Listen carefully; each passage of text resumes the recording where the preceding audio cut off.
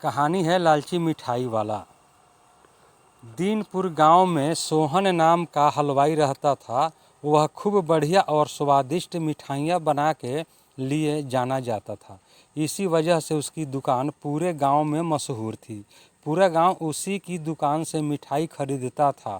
वह और उसकी पत्नी मिलकर शुद्ध देसी घी में मिठाई बनाते थे। इससे मिठाइयाँ काफ़ी अच्छी और स्वादिष्ट बनती थी। हर रोज़ शाम होते होते उसकी सारी मिठाइयाँ बिक जाती थी और वह अच्छा मुनाफा भी कमा लेता था।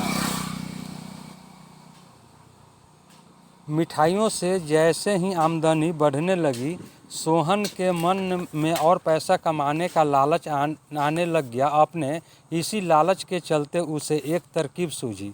वह शहर गया और वहां से एक दो चुंबक के टुकड़े लेकर आ गया।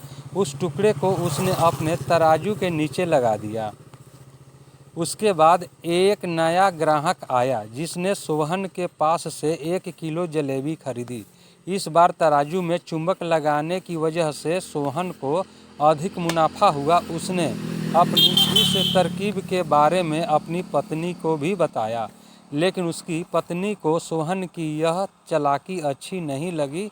उसने सोहन को समझाया कि उसे अपने ग्राहकों के साथ इस तरह की धोखेबाजी नहीं करनी चाहिए, लेकिन सोहन ने अपनी पत्नी की बात बिल्कुल भी नहीं सुनी।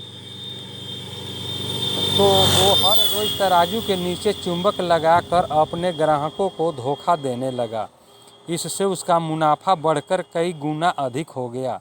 इससे सोहन को काफ़ी खुशी हुई। एक दिन सोहन की दुकान पर रवि नाम का एक नया लड़का आया। उसने सोहन से 2 किलो जलेबी खरीदी। सोहन ने इसे भी चुंबक लगे तराजू से तौलकर जलेबी दे दी। रवि ने जैसे ही जलेबी उठाई, उसे लगा कि जलेबी का वजन 2 किलो से कम है। उसने अपना शक दूर करने के लिए सोहन से दोबारा से जलेबी को तौलने के लिए कहा। रवि की बात सुनकर सोहन चिढ़ गया। उसने कहा, मेरे पास इतना फालतू समय नहीं है कि मैं बार बार तुम्हारी जलेबी ही तौलता रहूं। इतना कहकर उसने रवि को वहां से जाने के लिए कह दिया। सोहन मिठाई वाले की बात सुनने के बाद रवि जलेबी लेकर वहां से चला गया। वह एक दूसरी दुकान पर गया और वहां बैठे मिठाई वाले से अपनी जलेबी तौलने के लिए कहा। जब दूसरे दुकानदार ने जलेबी तौली तो जलेबी सिर्फ 1.5 किलो ही निकली। अब उसका शक यकीन में बदल गया था। उसे पता चल गया कि सोहन मिठाई वाले के तराजू में कुछ गड़बड़ है। अब उसने तराजू की गड़बड़ को सबके सामने लाने के लिए खुद एक तराजू खरीद लिया और उसे ले जाकर सोहन मिठाई वाले के दुकान के पास ही रख दिया। फिर रवि अपने सभी गांव के लोगों को वहां इकट्ठा करने में लग गया। जैसे ही लोगों की थोड़ी भीड़ बढ़ने लगी तो उसने गांव के लोगों को कहा कि आज मैं आप सभी लोगों को एक जादू दिखाऊंगा। यह जादू देखने के लिए बस आप लोगों को सोहन मिठाई वाले से खरीदा गया सामान एक बार इस तराजू में तौलना होगा। तब आप लोग देखेंगे कि कैसे सोहन मिठाई वाले के तराजू में तौली गई मिठाइयाँ इस दूसरे तराजू में अपने ही कम हो जाती है।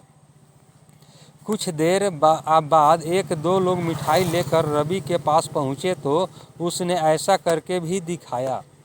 इसके बाद सोहन के दुकान से जिसने भी मिठाई खरीदी थी, सभी ने रवि के तराजू में तौलकर देखा तो सबकी मिठाइयाँ 250 ग्राम से लेकर आधा किलो तक कम निकली। यह सब देखकर लोगों को काफ़ी हैरानी हुई। अपनी दुकान के पास ही यह सब होता देख सोहन मिठाई वाला रवि से झगड़ा करने लगा। उसने लोगों को बताया कि रवि यह सब नाटक कर रहा है।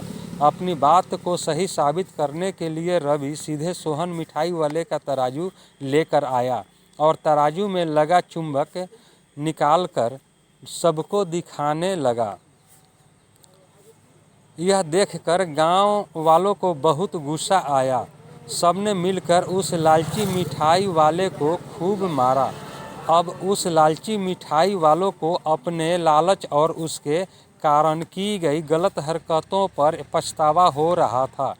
उसने अपने गांव के सभी लोगों से माफ़ी मांगी और वादा भी किया कि भविष्य में वे ऐसी कभी जालसाजी नहीं करेगा। सोहन की इस धोखेबाजी से पूरा गांव नाराज था, इसलिए लोगों ने उसकी दुकान में जाना काफ़ी कम कर दिया। इधर सोहन के पास पछताने के अलावा कुछ और नहीं बचा, क्योंकि वो पूरे गांव का भरोसा खो चुका था। कहानी से सीख मिल कभी भी लालच नहीं करना चाहिए। हमेशा ईमानदारी के साथ अपना काम करने से ही इंसान का नाम होता है। लालच के चलते भले ही कुछ समय के लिए अच्छा फायदा हो, लेकिन इससे इज्जत और आत्मसम्मान दोनों कम हो जाते हैं।